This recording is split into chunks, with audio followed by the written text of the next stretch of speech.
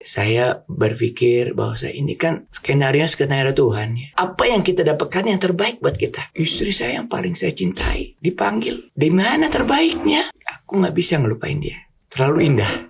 Masih Kang ikhlas? Iya, ikhlas.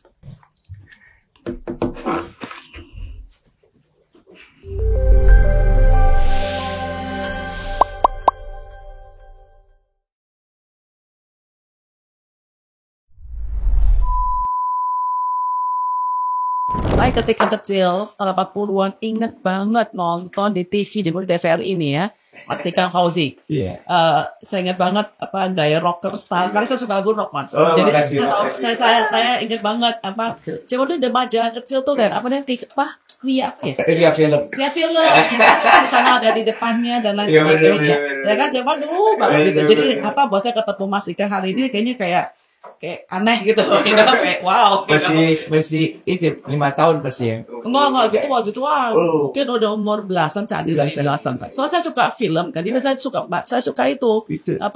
Baca buku dia film itu Tahun 80-an. Dia ada hipnosisnya. Dia zaman-zaman itu loh. Mas ada Dina Mariana gitu. Iya benar. Siapa Ricardo Richie Ricardo. Gitu bareng terus kalau show Maria Belina itu dia sih itu semua bener ya. Iya, aku juga main film juga di sana. Benar Mas masih hubungan sama teman-teman di zaman masih. Kita di WhatsApp juga ada. Jadi gitu kan sering ketemu juga kalau ada film sinetron itu tergantung lah. Kalau musik saya lebih sering di musik. Di musiknya bukan di dunia film dan TV ini bukan. Iya, lebih sering karena emang asalnya kan dari musik saya, dari pencipta lagu, udah gitu menawar balik cipta lagu, akhirnya bisa kasih lagu-lagu ke artis-artis, akhirnya berkesempatan untuk bisa bikin band, akhirnya sama ADMS waktu itu tahun staff ya namanya, akhirnya dari situ selera kita tujuannya beda-beda dan saya solo. Dari situ Nabi Solo ya ada udah gitu kan preman meledak gitu ya, aku dapat kesempatan untuk main film itu nanti. Tapi Mas ini benar-benar multi talented banget ya. Kan saya baca belajar sendiri atau dari kecil keyboard. Terus tapi katanya bisa nulis lagu juga. Iya. Main drum. Iya. Ayah saya tuh seorang diplomat ya. Dia diplomat tapi latar belakang dia musisi sebenarnya. Oke. Jadi kita berkembang dari keluarga musisi. Cuman begitu dia jadi pegawai negeri, diplomat ya, dia tinggalin musik. Karena saya tuh sebenarnya pengen cita-cita jadi seperti saya juga. Diplomat iya, karena kan keluar negeri senang gitu ya. Akhirnya kan ini cerita sedikit ya. Iya, of course. Aku orang tua tuh sama pendidikan paling utama gitu. Jadi ibu saya tuh bilang, waktu saya mulai terkenal di musik, dia bilang, ibu mau bangga sama kamu, senang nih kamu gagah-gagahan di musik, orang Banten kan sudah. Tapi kamu, kalau mau senangin ibu, harus masuk UI ya, gitu kan. Ibu saya cuma tahu UI aja. Dia nggak tahu universitas yang lain, cuma UI. Jadi keluarga mungkin semuanya di UI memang ya. Dan dari kakak saya semua di UI gitu, jadi mau nggak mau kita nggak bisa enggak. Dan saya orangnya kan dekat sama ibu, jadi oke, saya pikir demi supaya saya bisa tetap band musik, saya kasih dia UI. Dengan susah payah akhirnya masuk juga UI. Jurusan apa Mas? Saya sebenarnya daftarnya waktu itu kan sipil. Udah gitu kedua ekonomi, ketiga fisip. Udah gitu kita ngobrol, dia tanya penghasilan kamu sekali nyanyi berapa? Aku sebutin sekian. Itu gaji ayah sebulan kalau di Indonesia ya, karena di luar negeri memang fasilitasnya lebih premier lah gitu ya. Saya langsung mikir gitu, wah bisa nggak saya hidup seperti itu ya jadi pegawai negeri? Karena dia tahu persis jiwa saya itu kayak dia. Dia tuh sebenarnya di balik itu semua dia sedih juga nggak bisa bermusik. Karena saya tuh dulu talented juga, dia penyanyi, pemain gitar dan juga pencipta lagu juga gitu, dan sering menang di dalam kan dulu suka bikin kayak festival kayak begitulah, Hawaiian tapi. Nah akhirnya dia bilang ya udahlah kamu kayaknya nggak bisa jadi pegawai negeri, kayaknya kamu belum siap untuk seperti itu. Kayak ayah nih kalau jadi pegawai negeri semua seluruh waktu kamu jadi abdi negara, kamu udah nggak bisa cewek-cewek lagi. Iya, kamu nggak boleh. Kamu digaji untuk kerja buat negara dan memperbaiki bangsa ini supaya jadi lebih baik gitu. Bapak saya sangat idealis kan, karena diplomat kan biasa. Kalau aku lihat bapak saya kerja tuh, dia belain negara dia luar biasa.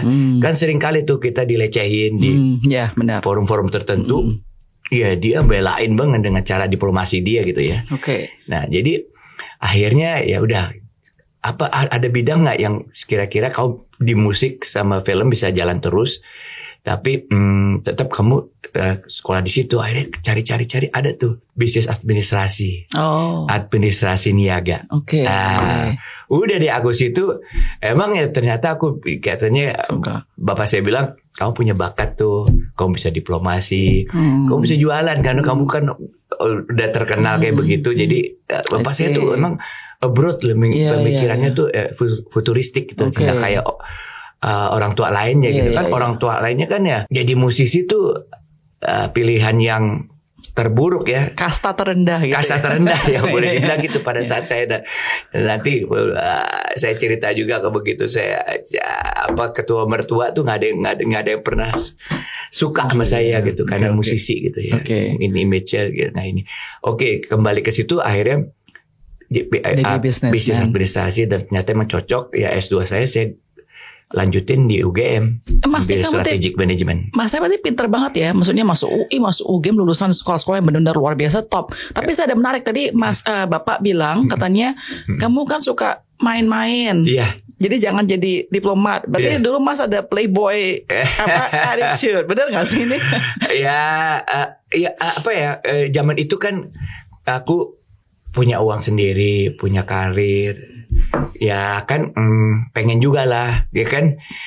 Saya sih berpikirnya nanti kan saya menikah, pilih yang terbaik. Jadi kalau main-main dulu aja terbaik, semua. ya harus tahu yang terbaik. Kalau nggak tahu yang lain-lain, bagaimana tahu yang terbaik gitu ya?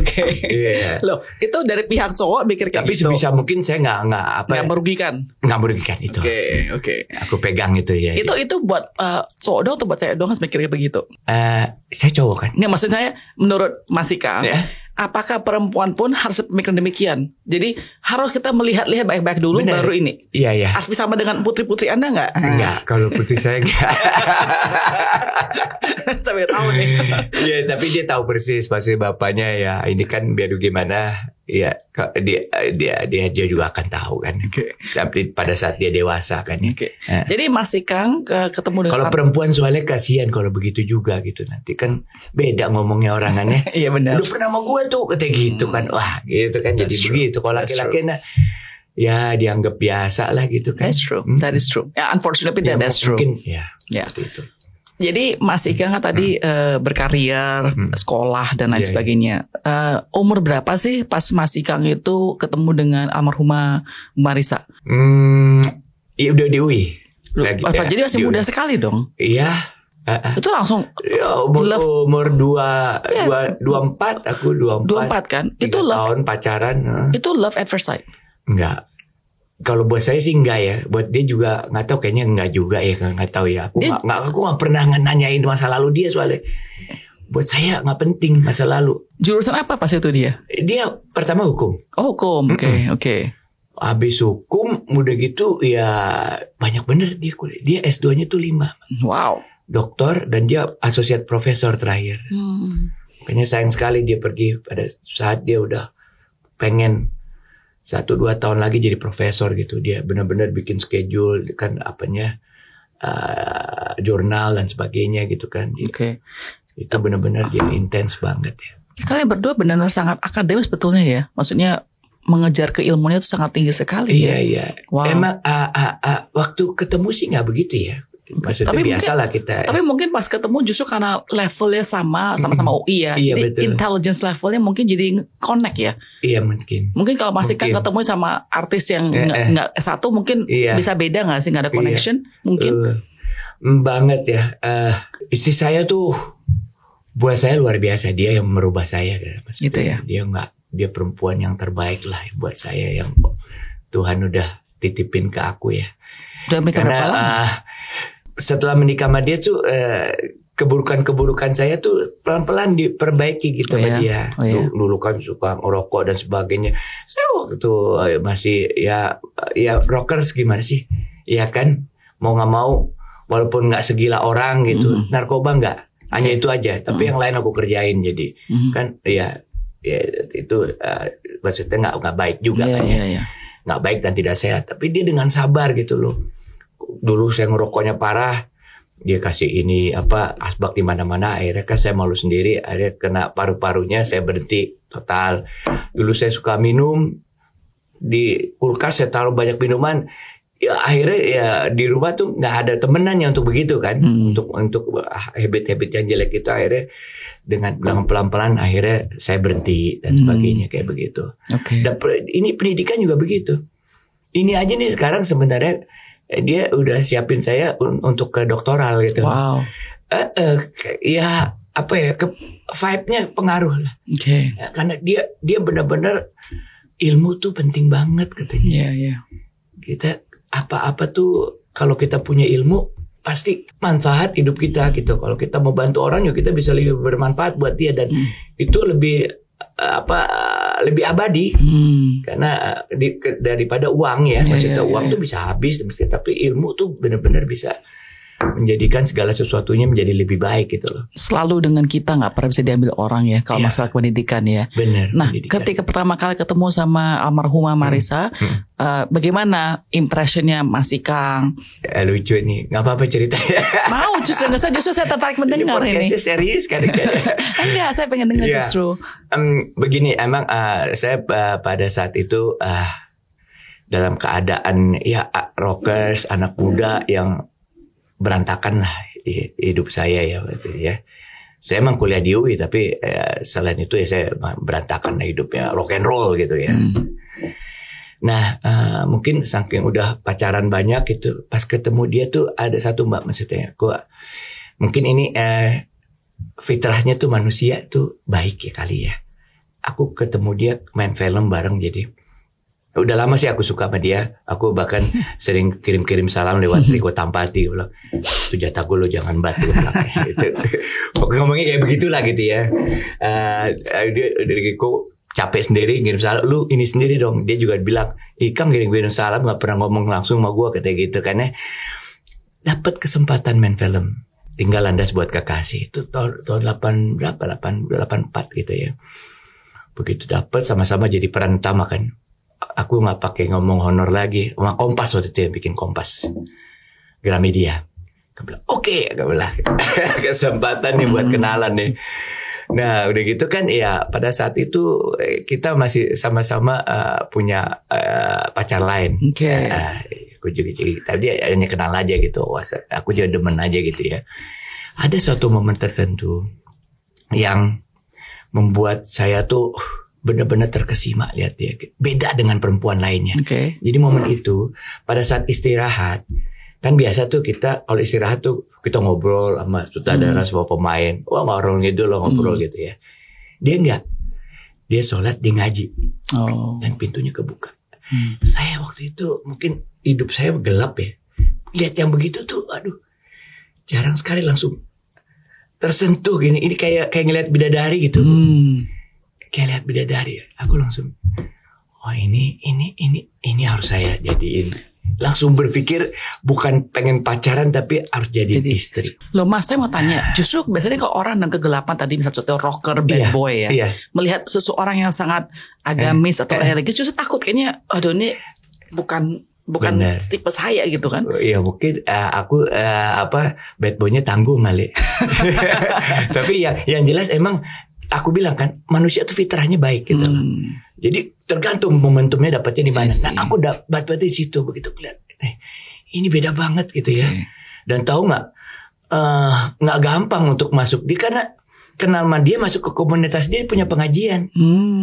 Saya nggak pernah ngaji, sholat belang bonteng kayak gimana. Tapi untungnya dia punya kiai, itu namanya Kiai Jaka Surya. Aku nggak pernah lupa. Itu orang Banten. Dia itu kenal sama kakek saya. Kakek saya itu Bagus Muhammad Mukmin, itu pejuang lah. Dia kenal. Jadi aku langsung dapat label baik gitu lah. ini boleh nih. Kalau yang lain tuh banyak kan. Jadi ya apa ya, kayak di screening di pengajiannya dia gitu loh. Kalau dia kenal nih orang, dia mau ngomong aku jadi sok baik di situ loh.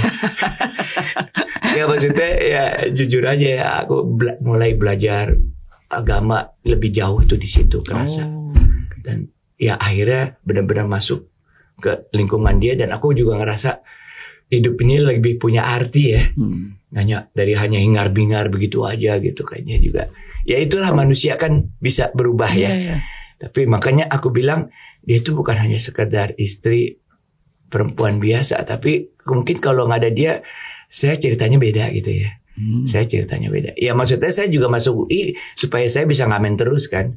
Itu bargaining saya sama orang tua kan. Oke lah, I give you UI, tapi gue tetap ngamen. Gitu. Saya pernah dengar satu orang kaya di Amerika, dia bilang kunci paling penting sebetulnya siapa yang kamu nikahi. Setuju nggak dengan statement tersebut? Aku setuju. Kalau dalam kasus aku sih setuju.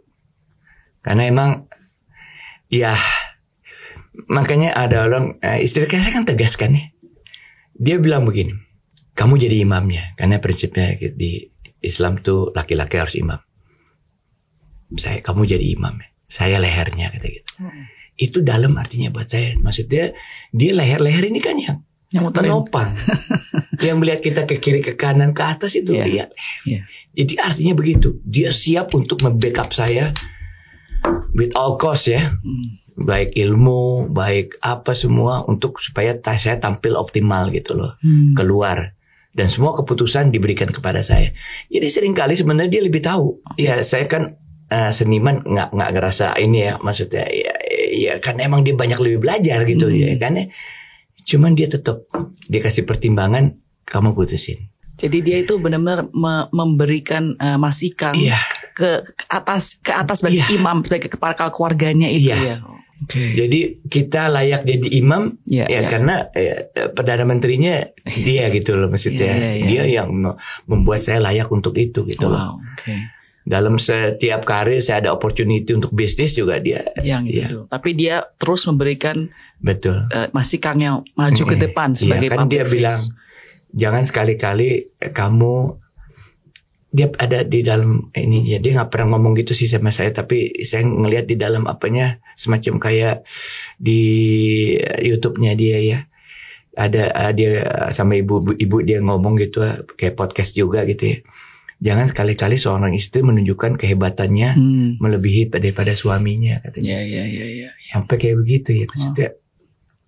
Kalau buat saya sih saya nggak apa-apa ya, saya orang yang ini. Tapi mungkin itu ya secara psikologis itu benar ya. Itu benar. Laki-laki perlu demikian. Apalagi sekarang aku lihat sekarang opportunity-nya itu perempuan bisa berkembang jauh lebih cepat lebih. Tapi menurut Mas Ika kan dengan hal demikian zaman sekarang itu perempuan sangat pintar, maju, berkarir dan sebagainya. Apakah artinya lebih bisa mungkin merusak rumah tangga? Karena tadi yang maksudnya satu hal potensi yang sangat besar ya. Karena laki-laki merasa terancam gitu kan. That's true. Secara keseluruhan. Sementara perempuan lebih gampang dia untuk naik. Banyak sekali cerita yang sama-sama gitu. Tiba-tiba perempuannya karirnya jauh lebih. Benar. Dan itu jadi masalah. Dan perempuan kan sebenarnya dia secondary. Maksudnya dia gak kebutuhan utama. Laki-laki ini cari buat nafkah. Benar. Buat anak istri gitu loh. Tapi di dalam persaingan dia nggak mendapatkan kesempatan yang sama gitu. Ini yang menurut aku jadi masalah nih sekarang. Sekarang kalau kita nih perusahaan nih perlu tenaga marketing, sales. Perempuan tuh jauh lebih, dia nggak mintanya banyak, kerjanya bagus, pakai hati lagi, ya kan? Jadi dia punya nilai tambah yang lebih banyak gitu. Nah ini bener. Jadi ngomong ke arah situ jadi. Ini suatu saat aku pikir harus ada semacam kayak peraturan nih kali ya yang backup itu ya. Kasihan, aku sering dengar sih. Generasi saya ke bawah ya banyak yang mengeluh soal itu. Bayangin aja Mas, kan kita ini kan kepala keluarga, katanya kita bersaingnya udah nggak satu level gitu lah kondisinya. Opportunity untuk majunya juga satu level. Ya bos lebih senang kalau lihat perempuan lah yang cantik anak buahnya daripada laki-laki udah mukanya itu problemnya banyak lagi. Iya kan? Nah, maunya juga banyak itu kan. Pasti ada banyak perempuan di sana mendengar statement dari Mas Ikang. Pasti bakal gini. Oh, kamu itu apa namanya? Xenofobia. Kamu berarti nggak pro perempuan. Kamu zaman dulu punya cowok-cowok yang merendahkan cewek. Gitu ya. Benar, pasti kan bilang ini kok. Mas Ikang gini-gini. Kan kita bilang kita kan perempuan semua sama equal. Nah maksudnya gimana? Kalau orang komplain kayak demikian bisa dilihat jejak saya dok bagaimana saya memperlakukan perempuan. Istri saya dan masih punya 2 putri. Iya anak juga. Jadi gitu. Artinya Mas Ikang itu menurut Mas Ikang ya sebagai seorang kepala keluarga punya dikelilingin dengan banyak perempuan. By the way, saya anaknya 3 putri Mas. Aku 2. Jadi ternyata saya bisa lebih ketawa ada yang lebih ini. Gilang juga begitu kan. 3 anaknya perempuan. Gue bilang lu lebih parah dari gue lo gue bilang. Bagaimana Mas Ikang? Membuat perempuan tuh kayaknya kesannya tidak ada apa-apanya, tapi juga at the same time, lu tuh tetap jadi helper, bukan jadi kayak the main one. Jadi gimana sih ngatur balance ini, Mas? Pertama tuh kan, saya ini anak ibu. Oke. Saya ini ya tadi bilang kan ibu saya minta UI, saya kasih UI gitu. Walaupun caranya 2 minggu cuman saya belajar bimbingan tes, akhirnya masuk juga. Aku dekat banget sama ibu. Dari situ saya mungkin punya empati sama perempuan tinggi banget gitu. Saya tahu, aku tuh kalau udah dewasa aja masih suka tidur sama ibu waktu itu. Kalau dia lagi dandan aku temenin gitu, ngobrol. Sampai seperti itulah dia gitu ya. Saya itu walaupun di luar nakal gitu ya, tapi di rumah saya nurut sama ibu. Kalau ibu saya bilang apa saya pasti turutin gitu loh. Dari situ mungkin empati saya kepada perempuan. Saya tahu persis kebutuhan perempuan itu seperti apa. Dan ya saya selalu sama anak-anak bilang begitu. Pertama ibu, kedua ibu, ketiga ibu, bapak baru dan karena ibu kamu itu berjuang nyawa lo taruhannya gitu. Itu yang gak bisa tergantikan buat saya. Perempuan tuh gak ada alasan untuk melecehkan perempuan. Dia sangat valuable ya. Sangat. Iya kan? Dia yang melahirkan anak, dia yang membesarkan anak. Dia juga harus punya pengetahuan juga, harus bisa jadi katakanlah mendukung kebutuhan rumah tangga dan sebagainya. Gila. Harapan apa lagi dari perempuan? Gitu ya.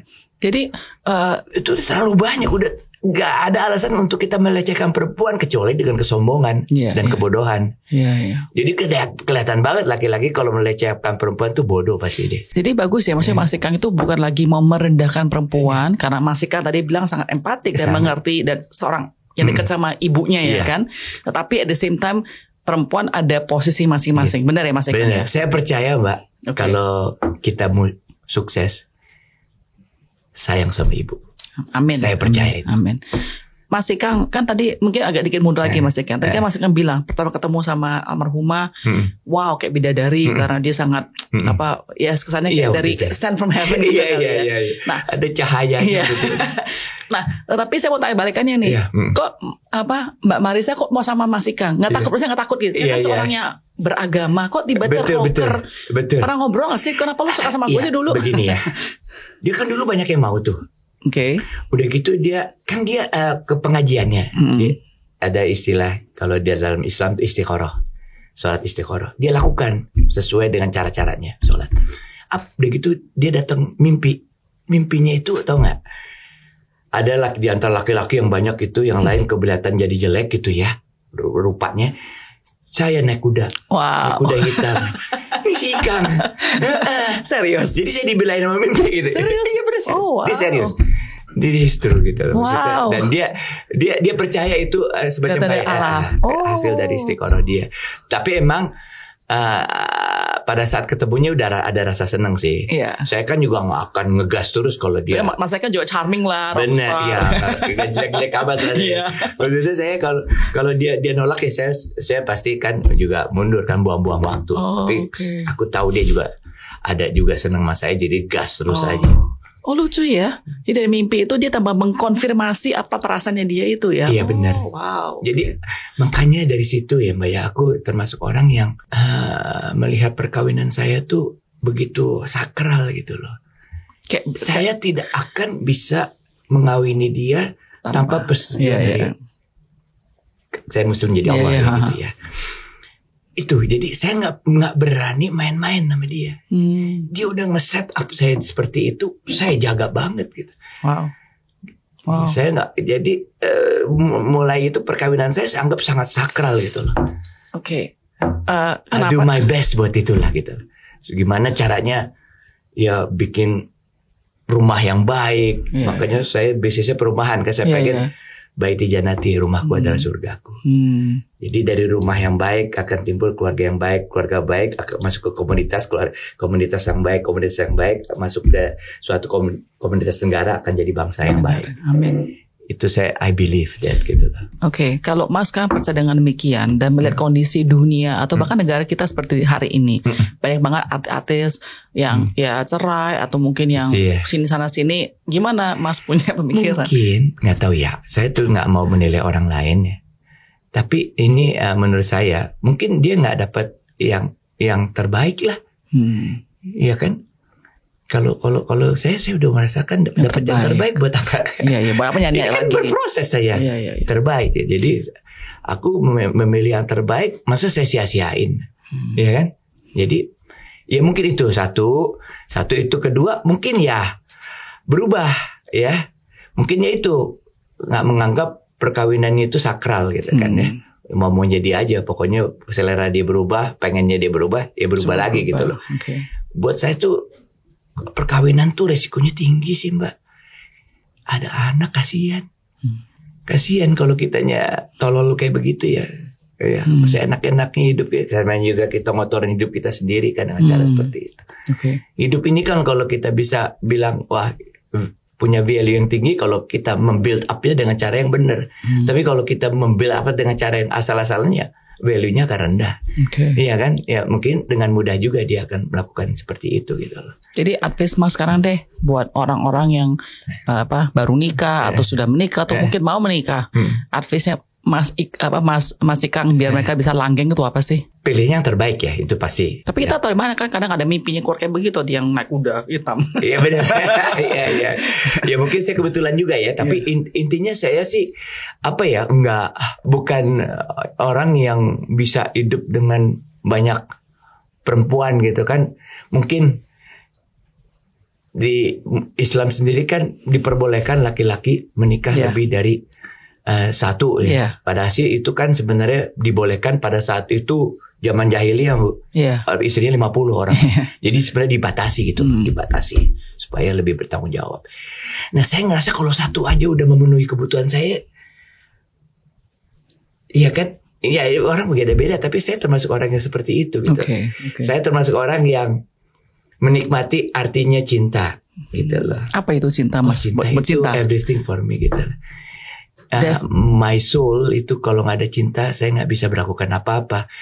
Kreativitas saya, kebahagiaan saya, kenyamanan saya, motivasi saya, itu the whole itu adalah love gitu lah. Oke, saya tanya Mas. Istri saya tuh manggil saya love gitu. Oh ya? Itu luar biasa. Ya. Mas, saya mau tanya, Mas Ikang mending banyak masyarakat, banyak fans love Mas Ikang atau praise and glorify Mas Ikang? To be praised. To be praised, bukan to be loved. I have much of love gitu loh. Jadi aku punya cinta yang banyak, makanya anak saya juga kan terlalu saya perhatiin gitu ya. Tapi untung ya mereka kalau nggak nyaman juga akan ngomong kan. I have so much love gitu. Jadi aku pikir saya bisa. Gitu. Saya sekarang ceritain Mas ya. saya dengarnya bagus banget ya story ini benar-benar. Makanya saya pas Daud minta tim pengen ngobrol sama Mas Ikang karena pernikahannya luar biasa dan zaman sekarang itu ya sangat luar biasa. Nah, tahun lalu ya musibah terjadi ya. Tiba-tiba sekali ya dipanggilnya. Betul. Tiba-tiba sekali. Iya, tiba-tiba sekali. Jadi nggak ada satupun baru 3 bulan. Nggak ada gejala sama sekali. Nggak ada gejala sama sekali. Jadi ketika boleh nggak sih share saya? Saya tuh nggak tahu kalau dengar orang meninggal itu, saya tuh pengen tahu perasaan orang itu pas pertama kali ketemu tuh gimana perasaannya. Masih kan terutama dengan begitu cinta sama sang istri. Bertemu pada saat dia nggak ada. Pertama melihat kondisi nggak ada. Mbak nggak ada itu bagaimana? Iya, itu mimpi buruk ya. Maksudnya itu kejadian yang saya paling takutin. Sampai sekarang juga terbayang terus tiap hari. Karena saya masih tidur di tempat yang sama. Saya belum berubah apa-apa, baju apa semua. Saya belum kuat untuk melakukan itu. Tapi saya berusaha, aku harus hadapin ini, bukan aku lupakan, because I cannot. Aku nggak bisa ngelupain dia, terlalu indah. Waktu pertama kali ketemu sih sebenarnya kita biasa, dia tuh sibuk ya. Dia jadi abis dia ngajar, dia pulang, dia makan, dia pesan makanan yang enak, kata sebelum tidur dia biasa ngecek pekerjaan murid-muridnya gitu ya, bikin skripsi gitu kan ya. Dia ngaji, habis itu dia berangkat. Itu. Saya di bawah habis syuting. Biasanya kayak nggak ada curiga atau apa-apa, karena biasa istri saya kayak gitu kan langgam hidupnya, karena dia kerja di kamar saya juga. Kalau saya di situ juga kan akan nggak membuat dia lebih enak gitu ya kan, jadi begitu jam 12 habis saya naik, aku udah curiga gitu, melihat biasa aja sih tidurnya gitu. Tapi kok tangannya begini gitu ya. Jadi kayak pas aku bangun, wah aku bener-bener di situ langsung nggak nangis. Begitu shock. Saya 1 hari itu nggak tidur ngurusin dia sampai bener-bener saya pengen lakukan yang terbaik, sampai penguburannya semuanya saya anterin, semuanya yang terbaik. Saya bacain doanya semuanya. Karena di Islam itu ridho dari suami itu penting banget, Mbak. Kalau kita ridho itu pintu surga terbuka buat istri kita. Penting. Jadi surganya istri ada di tangan suaminya. Jadi kalau suaminya nggak bego gitu ya, maaf. Wah, kesian juga dia akan terhalang gitu, karena ridho itu penting dari suami. Aku ridho. Semuanya aku keren. Walaupun berat banget. Seharian itu shock. Saya nggak bisa tidur, nggak bisa apa. Pokoknya ya lihat akan ada di TV, di mana, di media semuanya seperti itulah aku. Tapi yang aku pikir gimana caranya selesaiin urusannya supaya dia bisa langsung menghadap Sang Khalik dan dia yang terbaik. Dan aku pengen tahu bener dia keadaannya baik gitu. Makanya abis itu aku selalu ikut nanya-nanya ke orang-orang yang punya ilmu agama lebih baik dari saya gitu. Kondisinya seperti apa yang kurang dari saya. Bahkan sampai sekarang tuh semua janji-janji dia, komunitas dia saya lanjutin. Oh gitu. Saya lanjutin. Sebisa mungkin saya lanjutin semua. Gitu. Itu juga kalau seandainya aku bisa, pengen aku ngelarin professorship dia gitu. Aku bilang orang yang meninggal, dia sebenarnya kemampuannya udah ada, cuman kan itu berproses gitu loh. Ya, itu yang masih dalam pertanyaan mas saya, tapi memang kemungkinan kecil sih bisa seperti itu, tapi sampai segitunya gitu.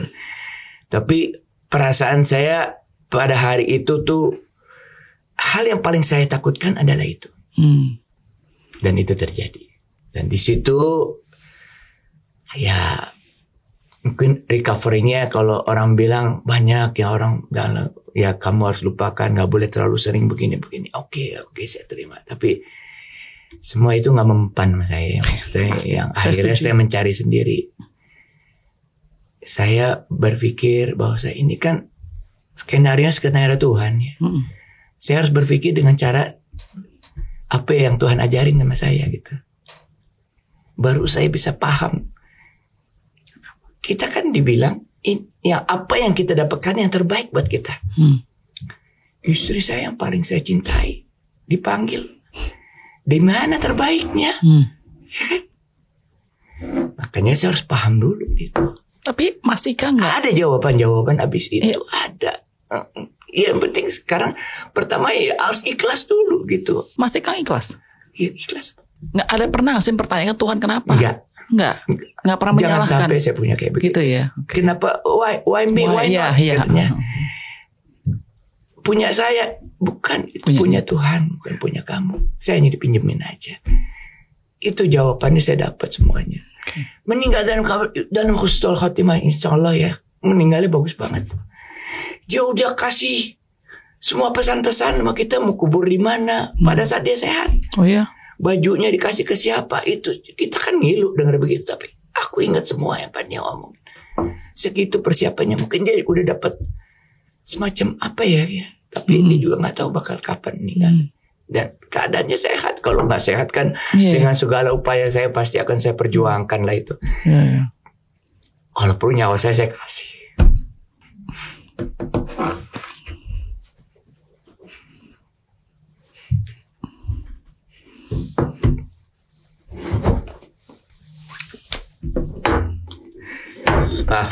Apa masih Kang? Oke. Masih Kang ketika tadi bilang pertama-tama saya surrender dengan cara memahami skenario Allah itu seperti apa. Jawabannya adalah setiap kali saya ngaji saya ngerasa tenang. Oh iya. Saya ngerasa bisa benar-benar ikhlas. Merasa dia baik di sana. Apakah almarhumah pernah nggak muncul di mimpi atau apa gitu? Hampir nggak pernah. Pernah cuma mimpinya kayak bercanda-bercanda begitu ya. Nggak pernah mimpi benar. Tapi saya tanya, karena kalau hidup di sana udah bahagia, dia nggak akan membuat kita jadi gampang lagi. Kalau saya ngimpi-ngimpi dia, saya makin gampang. Ya. Jadi masih Kang tadi bilang masih ada surrender ya kan. Tapi setiap hari itu melewati itu susah banget pastinya kan. Ke rumah lihat tempat tinggalnya dia, Pak ranjang, barang dan segala macam. Bahkan mungkin ada bau-baunya dia masih ada betul. Pastinya ya kan ya. Masih begitu. Banyak orang yang bilang kamu harus berubah dekor lagi gitu semuanya. Kalau rumah saya besar ya, alhamdulillah. Saya pertimbangkan kalau begini saya kayaknya lebih bisa go on dengan cara accept. Saya embrace. Ya. Jadi sini. Tapi setiap hari kan melewati itu kan nggak mudah. Cuma fisiknya nggak ada. Itu aja. Tapi gimana melewati setiap hari itu? Hadapi istighfar. Ya, cuman itu sih yang bikin saya udah nyoba macam-macam. Ada ini obat obat enggak juga. Dan ya nyanyi juga bagus itu ya. Tapi nyanyi pada saat saya nyanyi kan waktu itu kan beberapa hari dia bisa meninggal, saya tetap show, saya jalan terus. Memang shownya emang kelihatan saya sukses lah pada habis. Tapi habis itu saya lebih down lagi gitu. Tapi sekarang ini satu-satu. Kenapa saya juga mau kesini? Saya yakin akan ditanyain soal begini juga. Tapi ini lebih bagus supaya you have to face it, Kang. Come on, you have to face it gitu. Sebanyak mungkin. Yang paling sedih, ayo supaya lebih cepat saya bisa recovery-nya. Gitu. Pertanyaan kayak apa aja saya jawab. Anak-anak walaupun dengan ancur-ancuran kayak begini ya. Tapi aku bisa. Mendingan saya hadepin gitu. Saya termasuk orang kalau yang ada masalah saya hadepin. Kalau nggak akan kelar kita lari nggak akan kelar. Anak-anak bagaimana? Anak-anak udah dewasa ya. Ya masing-masing tuh berduka dengan caranya masing-masing. Saya menghargai itu. Tapi biar bagaimana mereka masih ada saya dan mereka juga sangat dekat sama saya gitu kan. Dan aku juga ngerasa anak-anak tuh kan titipan juga, dia bilang. Dia sebelum meninggal bilang, "Ayah nanti kalau saya duluan anak-anak ya, kamu urusin bapak kamu gitu. Masakin nasinya apanya kayak gitu-gitu." Seperti dia ngelayanin saya lah gitu walaupun dia sangat sibuk banget. Dan dia pernah ngomong, "Saya tuh pengen meninggal duluan karena saya nggak kuat kalau kamu duluan gitu." Tapi masih kan juga gak kuat kalau dia tinggal duluan. That's true. Itu kan kita ngomong kayak gitu. Saya bilang kamu ngedrama aja ngomong gitu. Saya bilang apa yang ngomong kayak gitu kan saya gak kuat. Tapi akhirnya saya dapat jawaban. 1 hari setelah dia meninggal, ada ibu-ibu tua datang ke rumah saya. Nungguin dari pagi. Saya baru sore keluar. oh ini kasihan juga. Dia hanya ngasih buku. Dia cerita suaminya meninggal kanker udah 10 tahun. Tapi kondisi dia masih seperti itu. Dia gak bisa lupa. Dia pengen berbagi sharing kerinduan ya, sharing kesedihan sama saya gitu bahasanya. Dia kasih buku sama saya, dia nasihatin saya dengan dia nangis lagi dia juga. Aduh, saya pikir langsung apa yang kepikiran sama saya, Mbak? Kalau saya meninggal dengan istri saya kayak begitu. Ya.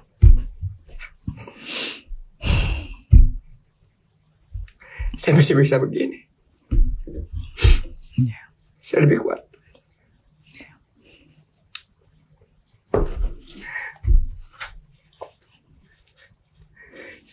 Saya pikir ini ada baiknya share sama orang-orang, terutama orang yang ngalamin.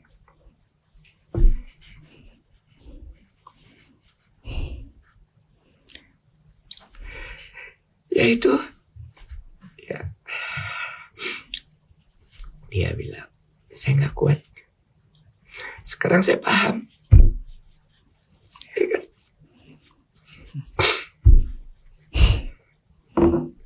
Kasihan. Kalau dia belum urus anak, belum urus macam-macam kan urusan rumah. Ya kayaknya selama ini saya urus gitu. Di Allah tahu yang terbaik ya. Allah tahu yang terbaik ya. Betul, ya, betul sekali. Itu namanya, itu yang terbaik. Jawabannya satu-satu dikasih. Ya. Sekarang ya saya harus jadi orang yang baik kalau nggak bisa ketemu sama dia. Apa sih memori yang paling Mas treasure ya, yang paling Mas hargai antara Mas dengan almarhumah? Oh banyak, Mbak. Kalau satu yang paling strong. Pacarannya itu seru banget. Itu udah kayak burung ya. Waduh. Banyak. Setiap sekuen dalam kehidupan saya. Bangun tidur. Lihat dia, waduh. Happy gitu. Sampai terakhir. Kita bareng, kita sholat. Di kamar saya kan besar gitu. Jadi ya kita banyak kegiatan bareng-bareng. Sebisa mungkin ya kalau saya ada show aja saya ajak juga dia kalau dia nggak sibuk gitu kan. Dia juga begitu. Dia masuk ke semua lini kegiatan hidup saya. Dan itu ya orang bilang apa ya soulmate ya. Ya soulmate. Itu aku ngerasain banget ya. Bahkan aku bilang ya bukannya aku ini sama takdir ya maksudnya. Saya pernah kehilangan ibu saya yang saya sangat cintai. Saya tergantung banget sama dia. Tapi ini yang lebih sakit. Yeah. Kenapa ya? Ibu saya sama ibu saya hidupnya berapa tahun ya? Balita gak usah dipikirin, gak inget kita setelah balita ya. Ibu saya meninggal pada saya umur 18 tahun. Masih muda juga loh. Iya. Berarti saya cuma 13 tahun. Iya 13 tahun lah punya memori. Ini 38 tahun. Yeah. Dengan segala proses yang begitu sulitnya. Mas ingat gak kata-kata terakhir dari almarhumah? Dia itu nggak, karena ya itu yang cerita-cerita kalau saya meninggal begini begitu, enggak. Kalau yang terakhir sih ya, biasa aja, tidak ada yang spesial ya. Jadi Mas gak ada feel sama sekali ya. Kalau ada yang begitu-begitu mungkin saya juga aware ya kali ya. Iya. Saya nggak aware sama sekali. Saya nggak aware. Banyak kata-katanya sih banyak sekali gitu ya. Jadi emang aku sangat ya mungkin agak banyak atau sedikit berbeda dengan laki-laki lain. Aku makanya kalau dia bilang kok lo kelihatannya ini banget sama bini ya. Ya mungkin prosesnya beda gitu. Saya emang ngerasa mendapatkan yang terbaik buat saya dan itu diambil lagi gitu. Iya. Banyak orang loh Mas melihat Mas sama almarhumah sebagai inspirasi pernikahan pasangan yang sempurna. Ya Mas ya. Sempurna sih enggak sih. Kita juga turun naik. Iya, tapi kan orang melihatnya dia cemburu ada apa. Tapi seru emang begitu. Pengen jadi kalian berdua. Tapi sejauh mana kita ngerasa kita nih paling pasangan yang udah ditentuin dari atas gitu loh. Kita pegang bener. Dan kalau lihat kiri kanan juga nggak akan lebih baik dari ini. Kita believe kayak begitu. Jadi mungkin dengan cara begitu kita.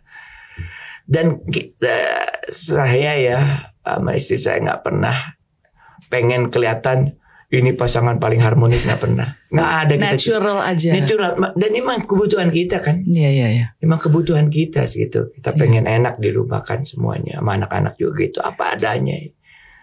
Ya, tapi ya mungkin orang ngelihatnya seperti itu ya nggak apa-apa. Orang kan perlu inspirasi gitu. Sering dapat penghargaan soal itu. Tapi itu hal yang nggak kita rencanakan gitu sama sekali. Emang buat konsumsi kita aja emang itu. Kita laki bini masa berantem mulu, ngapain jadi laki bini berantem mulu ya kan ya. Ya harus ada rasa. Ada yang bilang juga lu orang yang suka mengalah. Gue bilang iya makali. Gue mengalah untuk menang, gue bilang. Gue mengalah untuk mempertahankan rumah tangga gue, apa gue tolol, gue bilang. Ya kan? Daripada gue menang, gue hancur, kehilangan semuanya kan. Itu lebih goblok gitu kan. Iya. Dan gue gak ngerasa wah lu kurang laki lo kalau begitu. Enggak. Gue udah cukup, gue rockers, lu tahu dong suara gue kayak apa. Ya udah gitu. Setuju. Udah gak kurang-kurang lagi lah laki gitu. No doubt lah soalnya gitu kan. I think you laki bukan berarti harus semena-mena kan. Benar, setuju. Itu kalau gue laki yang kayak gitu ya rada keperempuanan juga dong. Kan? Benar, setuju banget Mas. Mas saya bisa merasakan banget kesedihannya Mas ya, dari cerita sedikit 3 menitan aja udah bisa kerasa saya sedih tadi, menangis juga, Pe. Aku emang sedih banget, Mbak. Pasti. Ini ya. Pak you said kan harus mengembrace feeling itu kan, harus surrender. Podcast-podcastnya gitu karena banyak untuk masalah sosial yang maksudnya ya untuk ada kebaikan yang kita bisa sampaikan ke orang. Karena ini hal semua yang terjadi. Dan aku cerita apa adanya gitu loh. Itu yang saya suka Mas cerita apa adanya aja, gak dipura-purain. Saya suka banget. Thank you banget loh Mas sharing story hari ini loh Mas. Semoga Mas bisa satu hari lebih feeling better. Tapi saya tahu pasti gak mungkin bisa lupakan dia, tapi feeling better. Aku pilih untuk tidak melupakan dan aku hadapi tiap hari. Dan sekarang prosesnya aku pikir udah mencapai titik kulminasi yang paling tinggi. Sekarang udah mulai aku embrace itu. Aku udah ikhlas gitu. Cuman tetap sedih ya pastilah. Pasti. Thank you Mas for sharing Mas. Thank you very much.